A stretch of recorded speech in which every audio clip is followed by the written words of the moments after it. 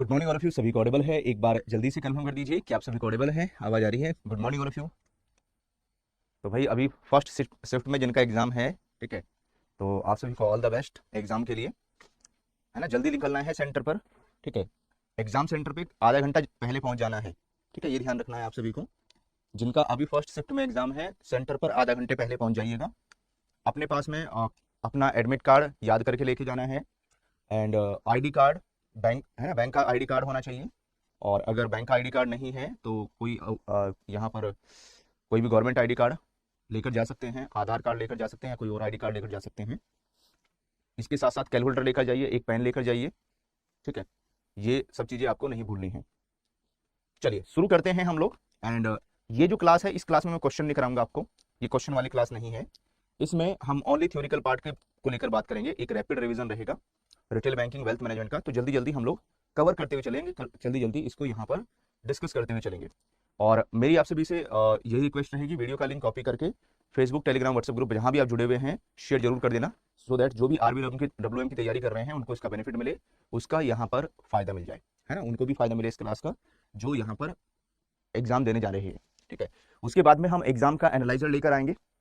तो 10 बजे आप सभी को हमारे साथ जुड़ना है, 10 बजे आपको कनेक्ट हो जाना है, ठीक है। तो हम यहाँ पर जो एनालाइजर है वो लेकर आएंगे, फर्स्ट शिफ्ट में पेपर कैसा रहा, ठीक है।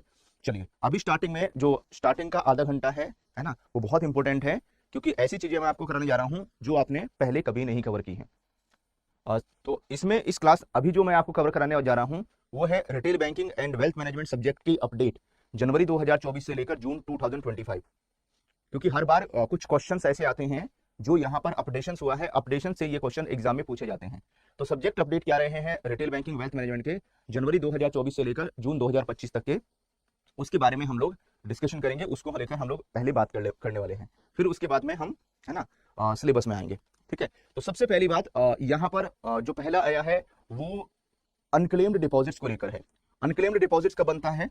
अगर आप देखोगे जो अनक्लेम्ड डिपॉजिट है वो बनता कब है, तो यहाँ पर जो रिसेंटली अपडेट रिलीज हुआ है अनक्लेम्ड डिपॉजिट को लेकर, वो गवर्नमेंट ने यहाँ पर रिलीज किया है। गवर्नमेंट ने क्या बताया है ना, आरबीआई ने जो यहाँ पर इसको लेकर सर्कुलर इशू किया है, उसमें बोला है कि जो क्रेडिट बैलेंस है किसी भी अकाउंट में, किसी भी जो अकाउंट है ना, credit balance in any deposit account, कोई भी डिपॉजिट अकाउंट है उसमें जो भी क्रेडिट बैलेंस है यहाँ पर जो बैंक के पास में मेंटेन किया जा रहा है, जिसको यहाँ पर ना तो ऑपरेट किया गया है, ठीक है, जिसको यहाँ पर पिछले 10 साल या उससे ज्यादा समय के लिए ऑपरेट नहीं किया गया है, या और any amount remaining unclaimed for 10 years और मोर, तो यहाँ पर 10 साल या 10 साल से ज्यादा के लिए क्लेम नहीं किया गया है, तो वो पैसा depositor education awareness fund scheme 2014 में are required to be transfer by the bank, ठीक है। तो बैंक को यहाँ पर जो डीईएफ है उसमें ये पैसा ट्रांसफर करना होता है, और डीईएफ को यहाँ पर कौन मेंटेन करता है? डीईएफ को यहाँ पर मेंटेन करने का जो काम है वो आरबीआई का रहता है। और इसके लिए यहाँ पर उद्गम पोर्टल को भी बनाया गया है, उद्गम पोर्टल भी यहाँ पर तैयार किया गया है आरबीआई के द्वारा, ठीक है, सो दैट अगर कस्टमर ट्रैक करना चाहे तो ट्रैक भी कर सकता है यहाँ पर। चलिए उसके बाद में नेक्स्ट आ जाता है बल्क डिपॉजिट, है ना। नेक्स्ट अगर मैं बात करूं तो नेक्स्ट हमारा आता है यहाँ पर बल्क डिपॉजिट। तो बल्क डिपॉजिट में क्या आएगा, है ना, बल्क डिपॉजिट में क्या रखा गया है यहाँ पर? तो सिंगल रुपी टर्म डिपॉजिट है यहाँ पर, है ना, जो सिंगल रुपी टर्म डिपॉजिट अगर 1 करोड़ या अबव, 1 करोड़ या 1 करोड़ से ज्यादा, अगर शेड्यूल कमर्शियल बैंक, है ना, जो भी शेड्यूल अर्बन कोऑपरेटिव बैंक है, ठीक है, 1 करोड़ या 1 करोड़ से ज्यादा अगर शेड्यूल अर्बन कोऑपरेटिव बैंक यहाँ पर categorise as tier 3 and tier 4 जो यूसीबी है under the revise regulatory framework, अगर वो यहाँ पर किसी कस्टमर का एफडी कर रहे हैं, टर्म डिपॉजिट एक्सेप्ट कर रहे हैं 1 करोड़ या 1 करोड़ से ज्यादा, तो वो यहाँ पर किसमें? बल्क डिपॉजिट में आएगा, उसको बल्क डिपॉजिट माना जाएगा यहाँ पर। उसके बाद में नेक्स्ट देखोगे, है ना, जो भी यहाँ पर सिंगल रुपी टर्म डिपॉजिट रुपी जो 15 लाख या 15 लाख से ज्यादा है, ऑल अदर कोऑपरेटिव बैंक, ठीक है, ये जो अदर अर्बन कोऑपरेटिव बैंक है, other schedule urban cooperative bank है, इनको छोड़कर, ठीक है, जितने भी ऑल अदर कोऑपरेटिव बैंक है, अगर उनके पास में यहाँ पर जो सिंगल रुपीज टर्म डिपॉजिट वो 15 लाख या 15 लाख से ज्यादा आया है, तो उसको यहाँ पर बल्क डिपॉजिट में कंसीडर किया जाएगा, वो बल्क डिपॉजिट का पार्ट यहाँ पर रहने वाला है। उसके बाद में नेक्स्ट बात की गई है पब्लिक अगला जो पॉइंट है वो है यहाँ पर पीपीआई को लेकर, प्रीपेड पेमेंट इंस्ट्रूमेंट को लेकर है यहाँ पर। और जो प्रीपेड पेमेंट इंस्ट्रूमेंट्स है, पब्लिक ट्रांसपोर्ट सिस्टम, है ना, जो भी यहाँ पर पब्लिक ट्रांसपोर्ट सिस्टम है अक्रॉस द कंट्री, ठीक है, यहाँ पर इंडिया के अंदर जो पब्लिक ट्रांसपोर्ट सिस्टम है उसके लिए यहाँ पर to a multitude of commuters on a daily basis to provide convenience, speed and affordability and safety of digital mode of payment to commuters for transit service it been decided to permit authorized bank and non authorized bank या non bank यहाँ पर PPI issuer to issue PPI for making payment across various public transport system. तो यहाँ पर एक ऐसा PPI issue कर सकते हैं, एक ऐसा पीपीआई जारी कर सकते हैं यहाँ पर, इसको बैंक भी इशू कर सकता है और इसको यहाँ पर नॉन बैंक एंटिटी, बैंक या नॉन बैंक एंटिटी कोई भी ऐसे पीपीआई को इशू कर सकता है जिसका इस्तेमाल यहाँ पर कई तरह के पब्लिक ट्रांसपोर्ट सिस्टम में इस्तेमाल किया जा सकता है। जैसे आजकल देखोगे state bank of India SBI है ना, आज के समय में देखोगे, आज के टाइम में देखोगे जो एसबीआई है, स्टेट बैंक ऑफ इंडिया है, वो यहाँ पर अपने जो एसबीआई के पीपीआई है वो इशू हो रहे हैं, एसबीआई के पीपीआई जारी हो रहे हैं, किस चीज को लेकर, यहाँ पर जो पब्लिक ट्रांसपोर्ट सिस्टम है वहां पर पेमेंट किया जा सकता है। चलिए उसके बाद में review of regulatory framework for, यहाँ पर एआरसी, अगला जो क्वेश्चन, अगला जो पॉइंट है वो एआरसी को लेकर है। जो भी इंडिया के अंदर एआरसी होती है, एसेट कंस्ट्रक्शन कंपनीज होती हैं, एआरसी वो होती हैं जितने भी यहाँ पर एआरसी होती हैं, एसेट रिकंस्ट्रक्शन कंपनीज होती हैं, जितने भी यहाँ पर है ना, जितने भी एआरसी होंगी, एसेट रिकंस्ट्रक्शन कंपनीज होती हैं, वो बैंकों से उनके बैड लोन यानी एनपीए परचेज कर लेती है, एनपीए खरीद लेती हैं। तो एआरसी के लिए क्या बोला गया है, एआरसी के लिए बोला गया है कि अगर कोई भी एआरसी अपने यहाँ पर मैनेजिंग डायरेक्टर है ना, कोई भी डायरेक्टर, मैनेजिंग डायरेक्टर या यहाँ पर सीईओ को अपॉइंट करती है या उसका रीअपॉइंटमेंट करती है, तो इसके लिए उन्हें आरबीआई से परमिशन लेनी पड़ेगी, है ना। कोई भी एआरसी अगर आपने यहाँ पर सीईओ, एमडी या किसी भी डायरेक्टर को अपॉइंट करती है यहाँ पर, तो किससे अपॉइंट करेगी, रीअपॉइंटमेंट करेगी, रिजर्व बैंक ऑफ इंडिया से आरबीआई से यहाँ पर परमिशन लेनी पड़ेगी। और जो एआरसी है उसको आरबीआई ने एडवाइस दी है कि आपको जो एप्लीकेशन है वो यहाँ पर सबमिट करनी है 90 days before the vacancy arises, है ना। जो वैकेंसी अराइज हो रही है या प्रपोज डेट है यहाँ पर, उसके 90 दिन पहले, 90 डेज पहले आपको यहाँ पर हमें इसके बारे में बताना है, ठीक है। उसके बाद में अगला है जो बीबीपीएस है, एक जो अपडेट है वो किसको लेकर आया है, बीबीपीएस को लेकर, भारत बिल पेमेंट सिस्टम को लेकर एक अपडेट आया है यहाँ पर। जो भारत बिल पेमेंट सिस्टम है बीबीपीएस है, provide for a tiered structure with, है ना। तो यहाँ पर BBPS Bharat bill payment system में एक नई चीज आई है, यहाँ पर एक नई चीज निकल कर आई है। और यहाँ पर जो पहले पेमेंट एंड क्लियरिंग का जो काम है वो किसके पास था, वो पहले एनपीसीआई के पास था। मैंने आपको एक क्लास में बताया था कि यहाँ पर जो एनपीसीआई है, national payment corporation of India, national payment corporation of India के पास में यहाँ पर क्लियरिंग का काम है। लेकिन अब इसके लिए एक नई जो एंटिटी है वो यहाँ पर क्रिएट की गई है, provide for tiered structure with NPCI, इसका नाम है NPCI Bharat bill pay limited. क्या नाम रखा गया है, NPCI Bharat bill pay limited है। ये अब यहाँ पर बीबीपीसीयू का काम करेगा, है ना। ये सेंट्रल यूनिट रहेगी, जो सेंट्रल यूनिट है अब उसका नाम है NPCI Bharat bill pay limited, ठीक है। एंड उसके बाद में जो बीबीपीओयू है, Bharat bill payment operating units, BBPOU तो कोई भी बन सकता है, बैंक या नॉन बैंक एंटिटीज हो सकती है। और तीसरी पार्टी है एजेंट नेटवर्क ऑफ दी बीबीपीओयू, ठीक है। उसके बाद में जो NPCI Bharat bill pay limited है, ठीक है, NPCI Bharat bill pay limited, short में कहते हैं इसको एनबीबीएल। ये एक होली ऑन सब्सिडरी है ना, होली ऑन सब्सिडरी है किसकी, एनपीसीआई की, national payment corporation of India की यहाँ पर। तो पूरा का पूरा जो मालिकाना हक है एनबीबीएल का वो किसके पास रहेगा, यहाँ पर national payment corporation of India के पास में यहाँ पर रहने वाला है। उसके बाद में जितने भी all Bharat bill payment operating units हैं यानी बीबीपीओयू, बैंक और non bank entities are working on this. उसके बाद में ऑथराइजेशन की बात करते हैं, तो ऑथराइजेशन जो यहाँ पर एनबीबीएल है ना, एनबीबीएल इज द एंटिटी ऑथराइज है, एनबीबीएल को ऑथराइज किया गया है payment system priority for Bharat bill payment system, ठीक है। तो एनबीबीएल को यहाँ पर ऑथराइज कर दिया गया है। तो ये एक नया जो अपडेट है वो आया है एनबीबीएल को लेकर, है ना। और उसके बाद में any entity other than wheeler operating A system for the payment of bill outside the scope. चलिए आगे बढ़ेंगे। नेक्स्ट आता है arrangement with card network for issue of credit cards. तो क्रेडिट कार्ड को लेकर यहाँ पर कुछ अपडेट हैं, क्रेडिट कार्ड को लेकर कुछ अपडेट जारी हुए हैं, तो मैं बता देता हूं क्या क्या अपडेट्स क्रेडिट कार्ड को लेकर जारी हुए हैं। तो arrangement with card network for issue of credit card, तो जो भी यहाँ पर ऑथराइज कार्ड नेटवर्क है, जितने भी सारे के सारे ऑथराइज कार्ड नेटवर्क है, type with the bank non bank for issuance of credit card. तो यहाँ पर choice of the network for a card issue to a customer is decided by the card issuer. जो card issuer है वो कोई bank भी हो सकता है, कार्ड इशूअर यहाँ पर बैंक भी हो सकता है, नॉन बैंक भी हो सकता है यहाँ पर। And this it is link to the arrangement जो कार्ड इशूअर है have with card network in term of their bilateral agreement. तो यहाँ पर एक बायलैटरल एग्रीमेंट जो यहाँ पर साइन करके, ठीक है, किसी कार्ड नेटवर्क के साथ में टाइप कर सकते हैं और जो कार्ड है वो यहाँ पर इशू कर सकते हैं। और जो भी ऑथराइज कार्ड नेटवर्क है, ठीक है, अगर इंडिया में देखोगे जो ऑथराइज कार्ड नेटवर्क है उसमें किस किस का नाम आता है, इसमें अमेरिकन एक्सप्रेस, है ना, अमेरिकन एक्सप्रेस बैंकिंग कॉर्पोरेशन का नाम आता है, डीनर्स क्लब इंटरनेशनल लिमिटेड का नाम आता है, मास्टर कार्ड एशिया का नाम, एशिया पैसिफिक का नाम आता है यहाँ पर, national payment corporation of India का रुपए आता है, वीजा वर्ल्ड वाइड आता है यहाँ पर, है ना। इन ये जो है वो यहाँ पर ऑथराइज कार्ड नेटवर्क अवेलेबल है, ठीक है, ये सारे के सारे यहाँ पर इंडिया में मिल जाएंगे। उसके बाद में नेक्स्ट आता है जो भी यहाँ पर कार्ड इशूअर है, कार्ड इश्यूअर अगर चाहे तो यहाँ पर बिजनेस क्रेडिट कार्ड इशू कर सकता है। क्या कोई फर्म क्या कोई ऑर्गेनाइजेशंस यहाँ पर कोई फर्म ऑर्गेनाइजेशंस भी जो बिजनेस फर्म होती हैं क्या उनको क्रेडिट कार्ड इशू कर सकते हैं? क्या उनको क्रेडिट कार्ड जारी किया जा सकता है? तो जो भी यहाँ पर कार्ड इश्यूअर है वो कोई बिजनेस क्रेडिट कार्ड भी हो सकता है, कोई entity individual for business expenses. इसके लिए जो बिजनेस क्रेडिट कार्ड है उनको यहाँ पर इशू कर सकते हैं as a charge card, corporate credit card या linking as a credit facility, है ना, जैसे ओडी सीसी। ठीक है, तो बिजनेस पर्पस के लिए as per the term and conditions जो फैसिलिटी है वो प्रोवाइड की जा सकती है। और जो भी यहाँ पर कार्ड इश्यूअर होगा, ठीक है, तो जो कार्ड इश्यूअर होगा, card issuer shall put in place of effective mechanism monitor and use of funds.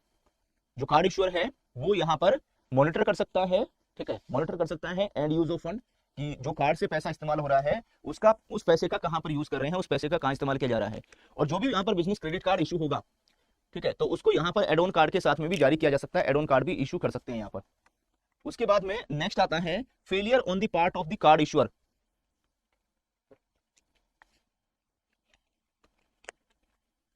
ठीक है, अगर यहाँ पर कार्ड इश्यूअर को बोला गया है कार्ड को क्लोज करने के लिए, बंद करने के लिए, कार्ड इश्यूअर को बोला गया कि भाई कार्ड को क्लोज कर दो यहाँ पर, और वो फेल हो जाता है, तो failure on the part of the card issuer to complete the process of closure within 7 working days. अगर 7 वर्किंग डे के अंदर अंदर यहाँ पर कार्ड को क्लोज नहीं किया गया तो ऐसे केस में जो पेनल्टी लगेगी वो 500 रुपए पर कैलेंडर डे के हिसाब से जो पेनल्टी है वो इंपोज हो जाएगी यहाँ पर। ठीक है, 500 रुपए पर डे के हिसाब से जो पेनल्टी है वो इंपोज होगी of delay payable to the card holder. और जो पेनल्टी है वो किसको यहाँ पर कार्ड होल्डर को यहाँ पर पेनल्टी अमाउंट कंपनसेशन के तौर पर मिल जाएगी यहाँ पर।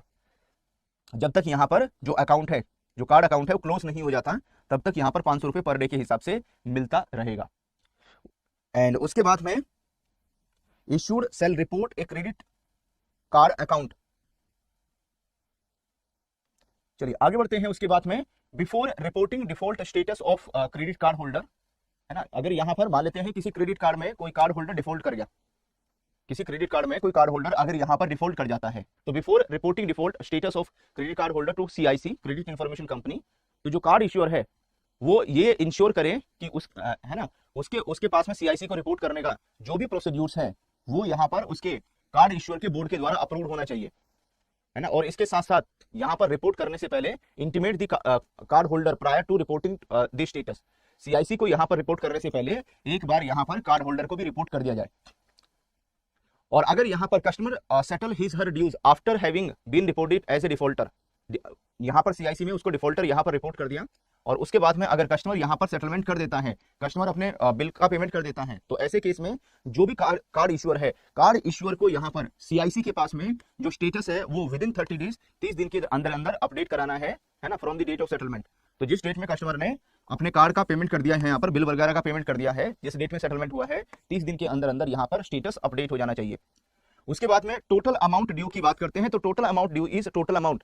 तो यहाँ पर टोटल अमाउंट कैसे निकालते हैं, जो टोटल अमाउंट ड्यू होगी, तो यहाँ पर नई डेफिनेशन इशू की है आरबीआई ने, नई डेफिनेशन यहाँ पर जारी की है।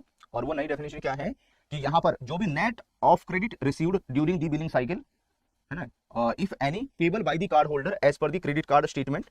तो यहाँ पर बिलिंग साइकिल में जो भी पैसा रिसीव हुआ है और जो भी यहाँ पर कार्ड होल्डर को पे करना है ना, जो उसका बिल बना है, उनको आपस में माइनस कर लेंगे यहाँ पर at the end of billing cycle. तो जैसे यहाँ पर बिलिंग साइकिल आती है तो इस तरीके से यहाँ पर टोटल अमाउंट ड्यू को कैलकुलेट कर लिया जाएगा। उसके बाद में जो भी इंटरेस्ट होगा, interest shall be divide only on outstanding amount. तो जो भी यहाँ पर आउटस्टैंडिंग अमाउंट होती है उसके ऊपर इंटरेस्ट अमाउंट यहाँ पर चार्ज होती है। और जो भी यहाँ पर कोई पेमेंट रिसीव हुआ है, कोई रिफंड हुआ है, कोई रिवर्स ट्रांजेक्शन हुई है, उसको यहाँ पर आउटस्टैंडिंग बैलेंस के साथ में यहाँ पर एडजस्ट कर लिया जाता है, वो इसके साथ में एडजस्ट हो जाएगा।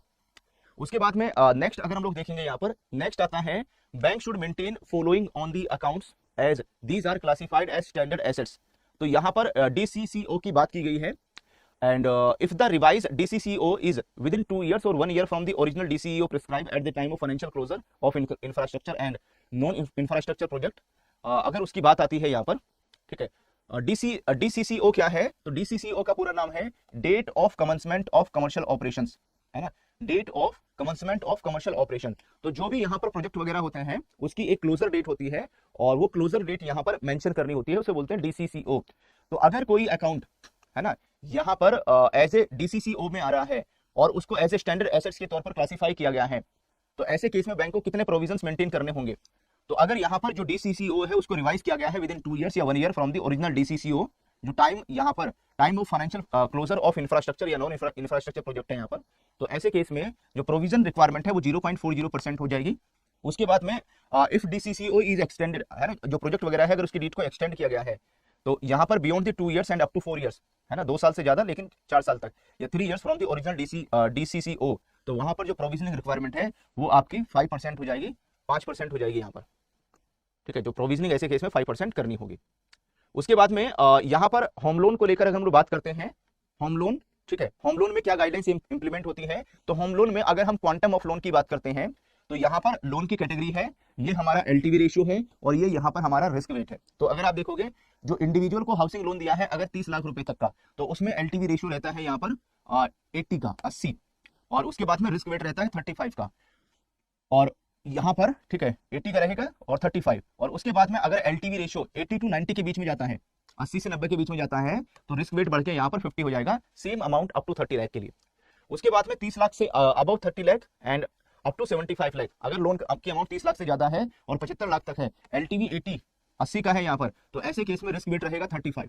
उसके बाद में अगर लोन की अमाउंट यहाँ पर 75 लाख से ज्यादा है तो LTV रेशियो 75 रहेगा, रिस्क वेट 50% का है। CRERH commercial real estate residential housing, है ना, CRE commercial real estate residential houses, एक ऐसी रेसिडेंशियल प्रॉपर्टी बनाई जा रही है जिसको रेंट पर दिया जाएगा, ठीक है, तो यहाँ पर LTV एप्लीकेबल नहीं होता, लेकिन रिस्क वेट यहाँ पर 75% का रहने वाला है। एंड उसके बाद में यहाँ पर जो individual housing loan sanction on और after 16 October 2020 and up to 31 March 2023, तो यहाँ पर जो रिस्क वेट है इंडिविजुअल हाउसिंग लोन में वो कितना रहने वाला है, अगर LTV यहाँ पर 80 है ना, 80 है तो रिस्क वेट 35 का होगा, और अगर LTV 80 to 90 है तो रिस्क वेट यहाँ पर 50 का रहने वाला है, ठीक है। चलो आगे बढ़ते हैं। उसके बाद में एक और बात की गई है यहाँ पर, एक और अपडेशन आया है RBI की तरफ से, और वो है यहाँ पर किसको लेकर, KFS को लेकर, है ना। KFS का पूरा नाम क्या है, KFS का पूरा नाम है की फैक्ट स्टेटमेंट्स, इसे क्या बोलते हैं, की फैक्ट स्टेटमेंट्स कहते हैं यहाँ पर। तो जो की फैक्ट स्टेटमेंट है, की fact of A loan agreement, तो यहाँ पर जो भी रेगुलेटेड एंटिटी है, चाहे वो बैंक है या नॉन बैंक एंटिटी है, बैंक जो यहाँ पर रेगुलेटेड एंटिटी और बोरोवर, इन दोनों के बीच में यहाँ पर लोन एग्रीमेंट साइन होता है, तो जो भी दोनों के बीच में लोन एग्रीमेंट साइन हुआ है उसके जो की फैक्ट है वो बोरोवर को यहाँ पर पता होने चाहिए, तो आर लीगली सिग्निफिकेंट, और that is deterministic fact that satisfy basic information required to assist the borrower in taking informed financial decision। यहाँ पर, तो यहाँ पर जो बोरोवर है, बोरोवर को बेसिक इंफॉर्मेशन मिल जाती है यहाँ पर जो भी एग्रीमेंट हुआ है रेगुलेटेड एंटिटी और बोरोवर के बीच में। तो इसके लिए यहाँ पर रेगुलेटेड एंटिटी को बोला गया है कि आप कस्टमर को एक KFS प्रोवाइड करें, आप कस्टमर को एक KFS दें यहाँ पर, तो कस्टमर को एक KFS देना है यहाँ पर जो है की फैक्ट स्टेटमेंट्स। तो ये एक ऐसी स्टेटमेंट है ऑफ की facts of A loan agreement in simple और इजियर टू अंडरस्टैंड लैंग्वेज, ठीक है। जो KFS है वो ऐसी होनी चाहिए जो आसान हो, सिंपलर हो यहाँ पर, जिसमें लैंग्वेज समझ में आए, and provided to the borrower in a standardise format, तो बोरोवर को स्टैंडर्डाइज फॉर्मेट में ये अवेल करवाना है। उसके बाद में यहाँ पर इसमें APR भी मेंशन करना है, जो एनुअल परसेंटेज रेट है वो भी यहाँ पर मेंशन करना है, ठीक है। इज दी एनुअल कॉस्ट, यहाँ पर एनुअल कॉस्ट रहेगी of the credit to the borrower, ठीक है। जब भी यहाँ पर इंटरेस्ट चार्ज होगा तो एनुअल जो यहाँ पर परसेंटेज रेट है वो कितना रहेगा यहाँ पर। एंड उसके साथ साथ EPI इक्वेटेड पीरियोडिक इंस्टॉलमेंट, है ना, EPI अभी तक आपने EMI सुना होगा, इक्वेटेड मंथली इंस्टॉलमेंट, तो यहाँ पर किसकी बात की गई है, EPI की बात की गई है, equated periodic instalment. It is an equated और फिक्स अमाउंट है यहाँ पर रीपेमेंट के लिए, that is consisting of both principal and interest component आ जाते हैं, to be paid by borrower towards repayment of loan at a periodic, तो पीरियोडिक बेसिस पर जो लोन का रीपेमेंट करना होता है यहाँ पर। चलिए उसके बाद में आगे बढ़ते हैं, और क्या अपडेशंस आए हैं यहाँ पर। तो रिजर्व बैंक ऑफ इंडिया, है ना, जो रिजर्व बैंक है, came across instances of lenders resorting to certain fair practice in charging of interest. तो यहाँ पर RBI ने बोला है कि कई जो बैंक हैं वो यहाँ पर जो फेयर प्रैक्टिस कोड है उसमें यहाँ पर गड़बड़ी कर रहे हैं, कई बैंक यहाँ पर गलत तरीके से इंटरेस्ट चार्ज कर रहे हैं। तो सम ऑफ द अनफेयर प्रैक्टिसेस जो यहाँ पर RBI ने ऑब्जर्व की है यहाँ पर, वो कुछ बताई है यहाँ पर कि बैंक यहाँ पर इंटरेस्ट चार्ज कर रहे हैं, charging of interest from the date of sanction of the loan, जिस रेट में लोन सैंक्शन किया है वहां से इंटरेस्ट चार्ज कर रहे हैं, या date of execution of the loan agreement, जिस डेट में लोन एग्रीमेंट साइन हुआ है उस डेट से इंटरेस्ट चार्ज कर रहे हैं, not from the actual disbursement of the funds, जब जिस डेट में कस्टमर को एक्चुअल डिसबर्समेंट हुआ है वहां से नहीं। तो ऐसे similarly in case of loan being disburse by the cheque, अगर चेक के थ्रू यहाँ पर लोन डिसबर्स किया गया है तो ये ऑब्जर्व किया गया है कि जो इंटरेस्ट है वो चार्ज किया गया है चेक की डेट से, जिस डेट में चेक इशू हुआ है, जिस डेट में यहाँ पर cheque was handed over to the customer several days later, तो यहाँ पर चेक का जो चेक का पैसा हो मिलेगा तो कुछ समय के बाद में, लेकिन बैंक इस डेट से यहाँ पर इंटरेस्ट चार्ज कर रहे हैं। And in case of disbursal और repayment of loan during the course of the month, तो कुछ जो आ रही है regulated entity charging interest for the entire month, है ना, पूरे महीने का इंटरेस्ट चार्ज कर रहे हैं यहाँ पर, rather than charging interest only for the period which loan was outstanding. तो जैसे मान लेते हैं एक महीने में 10 दिन या 12 दिन के लिए ही यहाँ पर लोन इंटरेस्ट चार्ज करना था, और जो रेगुलेटेड एंटिटी है वो पूरे महीने का चार्ज कर रहे हैं। तो ये कुछ यहाँ पर यहाँ पर कुछ यहाँ पर गलत एक्टिविटीज देखने को मिली हैं बैंक्स के द्वारा यहाँ पर। ठीक है, चलिए, तो ये थे अपडेशंस यहाँ तक के मैंने सारे करवा दिए। तो जितने सारे अपडेशंस हैं ये आपके जनवरी 2024 से लेकर आपके जून 2024 को कवर करते हैं, क्योंकि इंस्टीट्यूशन हमेशा अपने नोटिफिकेशन में कहता ही है कि अभी जो एग्जाम हो रहा है उसमें हम यहाँ पर 30 जून 2024 30 जून 2024 तक के जो अपडेशंस हैं वो हम यहाँ पर कवर करेंगे। ठीक है, तो ये सारे अपडेशंस हैं यहाँ पर जो आए हैं आपको करा दी हैं। चलो आगे बढ़ते हैं, उसके बाद में एक एक करके हम लोग बात करते हुए चलेंगे। ठीक है, एक एक पॉइंट के बारे में बात करते हुए चलेंगे, और यहाँ पर सबसे पहले आ जाते हैं हम लोग। तो सबसे पहले हम लोग बात करेंगे किसको लेकर, यूनिट नंबर 30 में एक नजर घुमा लेते हैं। यूनिट नंबर 30 में एक नजर देख लेते हैं घुमाकर कि यूनिट नंबर 30 में हमारा क्या क्या है। तो मैं पीछे से लेकर चलता हूं, है ना, यूनिट नंबर 30 से एक बार, जिसका नाम है वैल्यूएशन ऑफ प्रॉपर्टी। तो वैल्यूएशन ऑफ प्रॉपर्टी के बारे में जान लेते हैं। ठीक है, तो वैल्यूएशन यहाँ पर असेसमेंट होता है। जो वैल्यूएशन क्या है, assessment of the worth of an asset या प्रॉपर्टी, किसी भी जो प्रॉपर्टी का असेसमेंट करेंगे तो यहाँ पर वैल्यूअर जो प्रॉपर्टी की वैल्यू है उसको कैलकुलेट करता है, प्रॉपर्टी की वैल्यू को यहाँ पर कैलकुलेशन करेगा। ठीक है, तो जो वैल्यूअर है वो ऑथराइज पर्सन होते हैं, और valuer income tax department grant करता है यहाँ पर रजिस्ट्रेशन वैल्यूअर को, है ना। जो भी वैल्यूअर होता है उसको किसकी तरफ से, इनकम टैक्स जो डिपार्टमेंट है वो रजिस्ट्रेशन करता है under section 34AB of the wealth tax act 1957 में। यहाँ पर जो रजिस्ट्रेशन है वो वैल्यूअर का होता है। तो वैल्यूअर के पास में एक्सपीरियंस होता है, नॉलेज होती है यहाँ पर। तो एग्रीकल्चर लैंड का वैल्यूएशन कर सकते हैं यहाँ पर, और जो एग्रीकल्चर लैंड का वैल्यूएशन करेंगे उसमें कई फैक्टर मैटर करते हैं यहाँ पर। लोकेशन, सॉइल की क्वालिटी कैसी है, वाटर इलेक्ट्रिसिटी कैसी अवेलेबल है वहाँ पर, है ना, जो साइज है होल्डिंग साइज लैंड का कैसा है यहाँ पर, एंड जो यहाँ पर जो भी लैंड है उसका जो टाइटल है वो क्लियर है या नहीं है ना, उस लैंड तक पहुंचने का रास्ता कैसा है, रोड एंड अप्रोचेस कैसी है यहाँ पर, और उसके बाद में कॉटेज या फार्म हाउस या फैंसी या गेट लगे हुए हैं या नहीं है ना। इनकी वजह से जो प्राइस है वो यहाँ पर अप डाउन होते हैं। टाइप ऑफ क्रॉप कैसी होती है, मिट्टी कैसी है वहाँ की, इससे जो एग्रीकल्चर लैंड है उसमें यहाँ पर क्या होगा, उससे यहाँ पर जो टाइप ऑफ वैल्यूएशन आ जाएगा। उसके बाद में जब हम वैल्यूएशन की बात करते हैं एग्रीकल्चर लैंड की, तो यहाँ पर इनकम कैपिटलाइजेशन मेथड का इस्तेमाल क्यों होता है यहाँ पर, एंड जो भी यहाँ पर इनकम जनरेट हो रही है ना, जो इनकम जनरेट हो रही है लैंड से, अगर उस लैंड को रेंट पर दिया गया है उसके बेसिस पर यहाँ पर वैल्यूएशन करते हैं, उसके बेसिस पर वैल्यूएशन निकालते हैं। तो net annual income arrived after the deducting expenses, तो local tax, cost of maintenance, cost of input, insurance, इसको माइनस करने के बाद में जो निकलेगा उससे यहाँ पर कैलकुलेशन कर लेंगे। दूसरा आता है सेल्स स्टैटिक्स मेथड। यहाँ पर जो वैल्यूएशन है वो किसके ऊपर बेस रहती है, वो यहाँ पर रहती है उस एरिया में सिमिलर टाइप के जो लैंड है जो यहाँ पर सेल परचेज हुए हैं उसके बेसिस पर यहाँ पर वैल्यूएशन निकालते हैं। तो जो साइज है, होल्डिंग साइज लैंड का कितना है, physical feature, road, fencing, cottage, है ना, सॉइल क्वालिटी कैसी है, एंड इसके साथ साथ टाइटल ऑफ द लैंड और कंडीशन कैसी है यहाँ पर कल्टीवेशन के लिए, उसके ऊपर डिपेंड करेगा। अगर कोई अर्बन लैंड है यहाँ पर, है ना, अगर कोई अर्बन एरियाज में लैंड है तो उसकी जो लोकेशन कैसी है यहाँ पर, है ना, आसपास में school, shop, entertainment, transport, medical, है ना, रिक्रिएशन फैसिलिटीज, पुलिस स्टेशन है या नहीं है, उसके हिसाब से प्राइस अप डाउन हो जाएगा। फिर उसके बाद में जो अर्बन लैंड है उसका size, shape, level, usages, soil quality, water availability, frontage, depth, है ना, और यहाँ पर डेवलपमेंट के ऊपर कोई रिस्ट्रिक्शन तो नहीं है, अनकम्बरेंस वास्तु, है ना, और यहाँ पर रिटर्न फ्रंटेज, ये मैटर करेगा यहाँ पर उस के जो लैंड का प्राइस है उसको इम्पैक्ट करेगा यहाँ पर। उसके बाद में जो ओपन लैंड होते हैं उनका अर्बन एरियाज में वैल्यूएशन कैसे करते हैं, तो जो अर्बन एरियाज में उनका वैल्यूएशन होगा वो कैसे होगा यहाँ पर, तो सबसे पहले कंपैरेटिव मेथड। तो कंपैरेटिव मेथड बहुत पॉपुलर है यहाँ पर, ठीक है। तो आसपास के एरिया में जो भी यहाँ पर रिसेंटली सेल परचेज ट्रांजैक्शन हुई है उसके बेसिस पर यहाँ पर वैल्यूएशन किया जाता है कंपैरेटिव मेथड में, ठीक है। तो जो वैल्यूअर है वो यहाँ पर अपने एक्सपीरियंस का इस्तेमाल करके यहाँ पर कैलकुलेशन करता है, यहाँ पर वैल्यू निकालता है। उसके बाद में नेक्स्ट आता है रेंट कैपिटलाइजेशन मेथड, और यहाँ पर जो आसपास के एरिया में जो प्रॉपर्टीज रेंट पर दी गई हैं वहां से जो इनकम जनरेट हो रही है ना, उसको परचेज ईयर्स के साथ में मल्टीप्लाई करेंगे, उससे यहाँ पर कैलकुलेशन किया जाता है, उससे यहाँ पर, है ना, कैलकुलेशन करेंगे, उससे वैल्यू निकालेंगे यहाँ पर।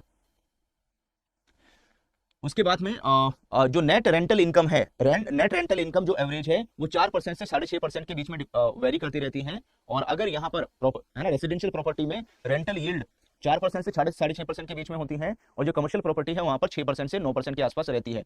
बेल्टिंग मेथड में यहाँ पर डिपेंड करता है कि जो भी यहाँ पर प्लॉट है ये बड़े प्लॉट के ऊपर एप्लीकेबल होता है ना, ये किसके ऊपर, जो बड़े प्लॉट होते हैं उसके ऊपर एप्लीकेबल होता है। Frontage and depth of the plot का फ्रंट कितना है, उसकी डेप्थ कितनी है, उससे मैटर करेगा यहाँ पर। तो बड़े साइज के जो प्लॉट है, ठीक है, आपने देखा होगा जो बड़े साइज के ऐसे इस तरह के प्लॉट होते हैं, तो जो आगे का एरिया होता है, मान लेते हैं मेन रोड है ये, ठीक है।